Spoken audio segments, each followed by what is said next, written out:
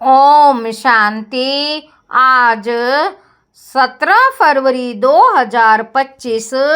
आज की साकार मुरली का अनमोल मधुर महावाक्य सुनेंगे। मीठे मीठे बाबा के मीठे बच्चे, बाप तुम्हारा मेहमान बनकर आया है। बाप तुम्हारा मेहमान बनकर आया है तो तुम्हें आदर करना है। जैसे प्रेम से बुलाया है ऐसे आदर भी करना है, निरादर ना हो। आज की मुरली का प्रश्न है, कौन सा नशा तुम बच्चों को सदा चढ़ा रहना चाहिए? यदि नशा नहीं चढ़ता है तो क्या कहेंगे?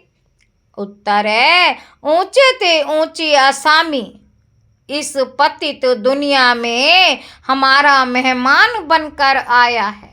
बाबा कहते, ऊंचे ते ऊंची आसामी इस पतित दुनिया में हमारा मेहमान बनकर आया है।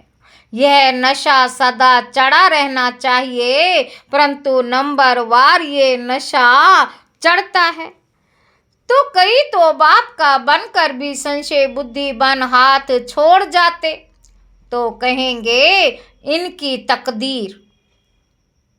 ओम शांति। ओम शांति 2 बार कहना पड़े। यह तो बच्चे जानते हैं कि एक है बाबा, दूसरा है दादा, दोनों इकट्ठे हैं ना। भगवान की महिमा भी कितनी ऊंची करते हैं, परंतु अक्षर इतना सिंपल है। बाबा कहते, गॉड फादर, सिर्फ फादर नहीं कहेंगे। गॉड फादर वह है ऊंच ते ऊंच। उनकी महिमा भी बहुत ऊंच है। उनको बुलाते भी पतित दुनिया में है। खुद आकर बतलाते हैं कि मुझे पतित दुनिया में ही बुलाते हैं, परंतु पतित पावन वह कैसे है, कब आते हैं, यह किसी को भी पता नहीं।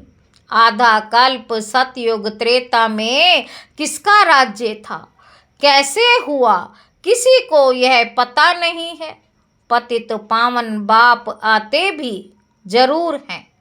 उनको कोई पतित पावन कहते, कोई लिबरेटर कहते हैं, पुकारते हैं कि स्वर्ग में ले चलो। सबसे ऊंच ते ऊंच है ना। उनको पतित दुनिया में बुलाते हैं कि आकर हम भारतवासियों को श्रेष्ठ बनाओ। उनका पोजीशन कितना बड़ा है, हाईएस्ट अथॉरिटी है, उनको बुलाते हैं, जबकि रावण राज्य है। नहीं तो इस रावण राज्य से कौन छुड़ावे। यह सब बातें तुम बच्चे सुनते हो तो नशा भी चढ़ा रहना चाहिए, परंतु इतना नशा चढ़ता नहीं है। शराब का नशा सभी को चढ़ जाता है। बाबा कहते यह नहीं चढ़ता। इसमें है धारणा की बात, तकदीर की बात। तो बाप बहुत बड़ी असामी, तुम्हारे में भी कोई कोई को पूरा निश्चय रहता है। बाप तो है बहुत बड़ी असामी, तुम्हारे में भी कोई कोई को पूरा निश्चय रहता है। निश्चय अगर सबको होता तो संशय में आकर भागते क्यों? बाप को भूल जाते हैं। बाप के बने फिर बाप के लिए कोई संशय बुद्धि नहीं हो सकता, परंतु यह बाप है वंडरफुल। गायन भी है आश्चर्यवत, बाबा को जानंती, बाबा कहंती, ज्ञान सुनंती सुनवंती, ओहो माया फिर भी संशय बुद्धि बनावंती। बाप समझाते हैं, इन भक्ति मार्ग के शास्त्रों में कोई सार नहीं है। बाप कहते हैं, मुझे कोई भी जानते नहीं, तुम बच्चों में भी मुश्किल कोई ठहर सकते। तुम भी फील करते हो कि वह याद स्थायी ठहरती नहीं है। हम आत्मा बिंदी है, बाबा भी बिंदी है, वह हमारा बाप है, उनको अपना शरीर तो है नहीं। कहते हैं, मैं इस तन का आधार लेता हूँ, मेरा नाम शिव है। मुझ आत्मा का नाम कभी बदलता नहीं है। तुम्हारे शरीर के नाम बदलते हैं, शरीर पर ही नाम पड़ते हैं। शादी होती है तो नाम बदल जाता, फिर वे नाम पक्का कर लेते हैं। तो अब बाप कहते तुम ये पक्का कर लो कि हम आत्मा हैं। यह बाप ने ही परिचय दिया है कि जब जब अत्याचार और ग्लानि होती है तब मैं आता हूँ। कोई अक्षरों को भी पकड़ना नहीं है। बाप खुद कहते मुझे पत्थर भित्तर में ठोक कितनी ग्लानि कराते हैं। मुझे पत्थर भित्तर में ठोक कितनी ग्लानि करते हैं, ये भी नई बात नहीं। कल्प कल्प ऐसे पतित बन और ग्लानि करते हैं, तब ही मैं आता हूँ। कल्प कल्प का मेरा पार्ट है, इसमें अदली बदली हो नहीं सकता। ड्रामा में नोंद है ना। बाबा कहते तुमको कई कहते हैं सिर्फ भारत में ही आता हूँ। क्या भारत ही सिर्फ स्वर्ग बनेगा? हाँ, यह तो अनादि अविनाशी पार्ट हो गया ना। बाप कितना ऊंच ते ऊंच है, पतितों को पावन बनाने वाला। बाप कहते मुझे बुलाते ही इस पतित दुनिया में है। मैं तो सदा पावन हूँ, मुझे पावन दुनिया में बुलाना चाहिए ना, परंतु नहीं, पावन दुनिया में बुलाने की दरकार ही नहीं। पतित दुनिया में ही बुलाते हैं कि आकर पावन बनाओ। मैं कितना बड़ा मेहमान हूँ। आधा कल्प से मुझे याद करते आए हो। यहाँ कोई बड़े आदमी को बुलाएंगे करके 1-2 वर्ष बुलाएंगे, फलाना इस वर्ष नहीं तो दूसरे वर्ष आएगा। इनको तो आधा कल्प से याद करते आए हो। इनके आने का पार्ट तो फिक्स हुआ पड़ा है, यह किसी को भी पता नहीं है। बहुत ऊंच ते ऊंच बाप है। मनुष्य बाप को एक और तो प्रेम से बुलाते हैं। मनुष्य बाप को एक और तो प्रेम से बुलाते हैं, दूसरी और महिमा में दाग लगा देते।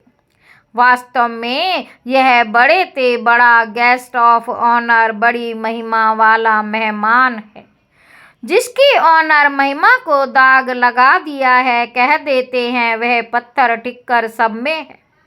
कितनी हाईएस्ट अथॉरिटी, बुलाते भी बहुत हैं प्रेम से, परंतु है बिल्कुल बुद्धू। मैं ही आकर अपना परिचय देता हूँ कि मैं तुम्हारा फादर हूँ। मुझे गॉड फादर कहते हैं। जब सब रावण की कैद में हो जाते हैं तभी बाप को आना होता है, क्योंकि सब हैं भक्तियाँ अथवा ब्राइड्स, सीताएं। बाप है ब्राइड ग्रूम राम। एक सीता की बात नहीं है, सब सीताओं को रावण की जेल से छुड़ाते हैं। यह है बेहद की बात। यह है पुरानी पतित दुनिया। इसका पुराना होना फिर नया होना एक्यूरेट है। यह शरीर आदि तो कोई जल्दी पुराने हो जाते, कोई जास्ती टाइम चलते हैं। ये ड्रामा में एक्यूरेट नोंद है। पूरे 5000 वर्ष बाद फिर मुझे आना पड़ता है। मैं ही आकर अपना परिचय देता हूँ और सारी सृष्टि का राज समझाता हूँ। किसी को भी ना मेरी पहचान है, ना ब्रह्मा विष्णु शंकर की, ना लक्ष्मी नारायण की, ना राम सीता की पहचान है। ऊंच ते ऊंच एक्टर्स ड्रामा के अंदर तो यही है तो मनुष्य की बात। कोई 8-10 भुजा वाले मनुष्य नहीं है। विष्णु को 4 भुजा क्यों दिखाते हैं? रावण के 10 शीश क्या है, यह किसी को भी पता नहीं है। बाप ही आकर सारे वर्ड के आदि मध्य अंत का नॉलेज बताते हैं। कहते हैं मैं हूँ बड़े ते बड़ा गेस्ट, परंतु गुप्त। मैं हूँ बड़े ते बड़ा गेस्ट परंतु गुप्त। ये भी सिर्फ तुम बच्चे जानते हो, परंतु जानते हुए भी फिर भूल जाते हो। बाबा कहते उनका कितना रिगार्ड रखना चाहिए, उन्हें याद करना चाहिए। आत्मा भी निराकार, परमात्मा भी निराकार, इसमें फोटो की भी बात नहीं। तुमको तो आत्मा निश्चय कर बाप को याद करना है। देह अभिमान छोड़ना है तुम्हें, सदैव अविनाशी चीज को याद रखना है। बाबा कहते तुम विनाशी देह को क्यों देखते हो? देही अभिमानी बनो, इसमें ही मेहनत है। जितना बाबा को याद में रहेंगे उतना कर्मातीत अवस्था को पाएं, ऊंच पद पाएंगे। बाबा कहते जितना देही अभिमानी बनो इसमें मेहनत है, पर जितना बाप को याद में रहेंगे उतना कर्मातीत अवस्था को पाए, ऊंच पद पाएंगे। बाप बहुत ही सहज योग अर्थात याद सिखलाते हैं। योग तो अनेक प्रकार के हैं, याद अक्षर ही अर्थात है। परमात्मा बाप को याद करने में ही मेहनत भी है। कोई विरला सच बताते हैं कि हम इतना समय याद में रहा, याद करते ही नहीं है, तो सुनाने में लज्जा आती है। लिखते हैं सारे दिन में 1 घंटा याद में रहे तो लज्जा आनी चाहिए ना। ऐसा बाप जिसको दिन रात याद करना चाहिए और फिर सिर्फ हम 1 घंटा याद करते हैं, इसमें बड़ी गुप्त मेहनत है। बाप को बुलाते हैं तो दूर से आने वाला गेस्ट हुआ ना। बाप कहते हैं मैं नई दुनिया का गेस्ट नहीं बनता हूँ, आता ही पुरानी दुनिया में हूँ। नई दुनिया की स्थापना आकर करता हूँ। ये पुरानी दुनिया है ये भी कोई अर्थार्थ नहीं जानते, नई दुनिया की आयु ही नहीं जानते। बाप कहते हैं ये नॉलेज मैं ही आकर देता हूँ। फिर ड्रामा अनुसार यह नॉलेज गुम हो जाती है, फिर कल्प बाद यह पार्ट रिपीट होगा। मुझे बुलाते हैं, वर्ष वर्ष शिव जयंती मनाते हैं। जो होकर जाते हैं तो उनकी वर्ष वर्ष वर्षी मनाते हैं। शिव बाबा की भी 12 मास बाद जयंती मनाते हैं, परंतु कब से मनाते आए हैं ये किसी को भी पता नहीं है। सिर्फ कह देते हैं लाखों वर्ष हुए। कलयुग की आयु ही लाखों वर्ष लिख दी है। बाप कहते हैं यह है 5000 वर्ष की बात। बरोबर इन देवताओं का भारत में राज्य था ना, तो बाप कहते मैं भारत का सबसे बड़ा मेहमान हूँ, बहुत बड़ा मेहमान हूँ। मुझे आधा कल्प से बहुत निमंत्रण देते आए हो। जब बहुत दुखी होते हो तो कहते हैं है पतित पावन आओ। मैं आया भी हूँ पतित दुनिया में। रथ तो हमको चाहिए ना, आत्मा है अकाल मूरत, उनका ये तख्त है। आत्मा है अकाल मूरत, यह उनका तख्त है। बाप भी अकाल मूरत है, इस तख्त पर आकर विराजमान होते हैं। यह बड़ी रमणीक बातें हैं और कोई सुने तो चकित हो जाए। अब बाप कहते हैं बच्चे मेरी मत पर चलो, समझो शिव बाबा मत देते हैं। शिव बाबा मुरली चलाते हैं, ये कहते हैं मैं भी उनकी मुरली सुनकर बजाऊंगा। सुनाने वाला तो वह है ना। यह नंबर 1 पूज्य सो फिर नंबर 1 पुजारी बना। अभी ये पुरुषार्थी है, बच्चों को हमेशा समझना चाहिए हमको शिव बाबा की श्रीमत मिली है। अगर कोई उल्टी बात भी हुई तो वह सुलटी कर देंगे। अगर कोई उल्टी बात हुई तो वह सुलटी कर देंगे। ये अटूट निश्चय है तो रिस्पॉन्सिबल शिव बाबा है, ये ड्रामा में नूंद है। विघन तो पड़ने ही हैं, बहुत कड़े कड़े विघन पड़ते हैं, अपने बच्चों के भी विघन पड़ते हैं। तो हमेशा समझो कि शिव बाबा समझाते हैं तो याद रहेगी। कई बच्चे समझते हैं यह ब्रह्मा बाबा मत देते हैं, परंतु नहीं, शिव बाबा ही रिस्पॉन्सिबल है। परंतु देह अभिमान है तो घड़ी घड़ी इनको ही देखते रहते हैं। शिव बाबा कितना बड़ा मेहमान है तो भी रेलवे आदि वाले थोड़े ही जानते हैं। कहते निराकार को कैसे पहचाने व समझे। निराकार को कैसे पहचाने व समझें, वह तो बीमार हो ना सके।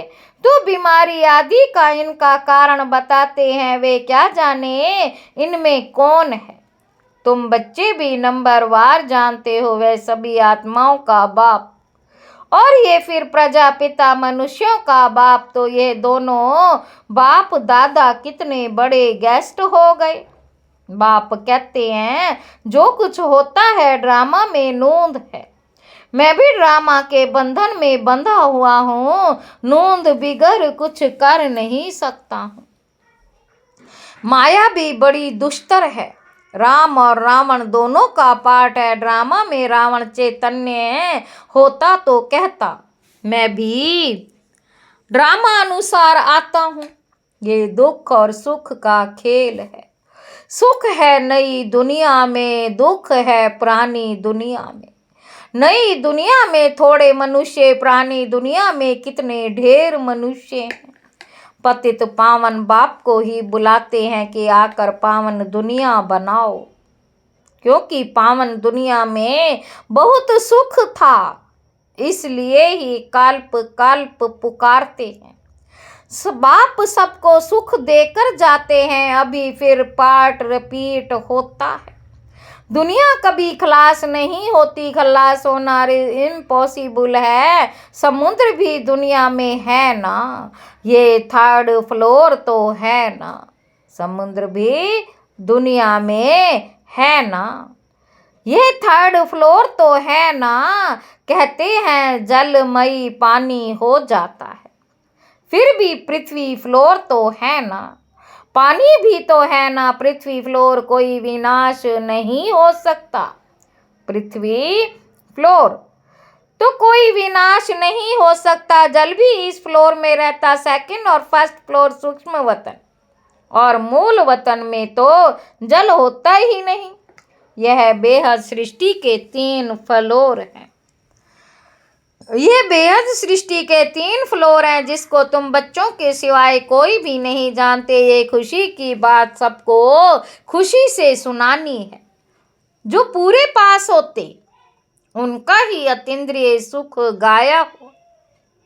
जो रात दिन सर्विस पर तत्पर है, सर्विस ही करते रहते हैं, उन्हें बहुत खुशी रहती। कोई कोई ऐसे दिन भी आते जो मनुष्य रात को भी जागते हैं, परंतु आत्मा थक जाती है तो सोना होता है। आत्मा के सोने से शरीर भी सो जाता है। आत्मा ना सोए तो शरीर भी ना सोए। थकती आत्मा है, आज मैं थका पड़ा हूँ।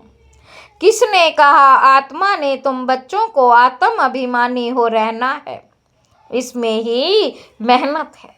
बाप को याद नहीं करते, देही अभिमानी नहीं रहते तो देह के संबंधी आदि याद आ जाते हैं। बाप कहते हैं तुम नंगे आए थे, फिर नंगे जाना है। ये देह के संबंध आदि भूल जाओ। इस शरीर में रहते मुझे याद करो तो सतो प्रधान बनेंगे। बाप कितनी बड़ी अथॉरिटी है, बच्चों के सिवाय कोई जानते ही नहीं। बाप कहते हैं मैं हूँ गरीब निवास। सभी साधारण है, पतित पावन गरीब सभी है। गरीब निवास सभी साधारण है, पतित पावन बाप आया है। यह जान ले तो पता नहीं कितनी भीड़ हो जाए। बड़े बड़े आदमी आते हैं तो कितनी भीड़ हो जाती। बाबा कहते तो ड्रामा में इनका पार्ट ही गुप्त रहने का है, आगे चला आहिस्ता आहिस्ता प्रभाव निकलेगा और विनाश हो जाएगा। सब थोड़े ही मिल सकते हैं, याद करते हैं ना तो उनको बाप का परिचय मिल जाएगा, बाकी पहुंच नहीं पाएंगे। जैसे बंधेली बच्चियां मिल नहीं पाती हैं, कितने अत्याचार सहन करती हैं, विकार को छोड़ नहीं सकते हैं। कहते हैं सृष्टि कैसे चलेगी? अरे सृष्टि का बोझ बाप पर है कि तुम पर? बाबा पूछ रहे हैं अरे सृष्टि का बोझ बाप पर है कि तुम पर? बाप को जान लेवे तो फिर ऐसे प्रश्न ना पूछे। बोलो पहले बाप को तो जानो, फिर तुम सब कुछ जान जाएंगे। समझने की भी युक्ति चाहिए।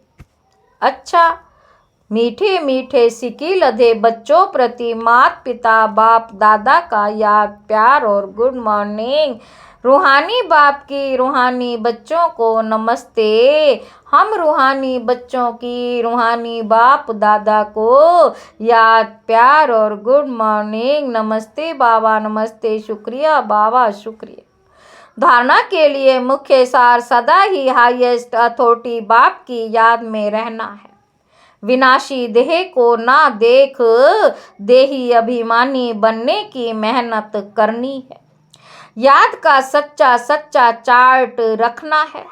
दूसरा पॉइंट है, दिन रात सर्विस में तत्पर रहे, अपार खुशी में रहना है। तीनों लोकों का राज सबको खुशी से समझाना है। शिव बाबा जो श्रीमत देते हैं उसमें अटूट निश्चय रखकर चलना है। कोई भी विघ्न आए तो घबराना नहीं है। रिस्पॉन्सिबल शिव बाबा है, इसलिए संशय ना आए।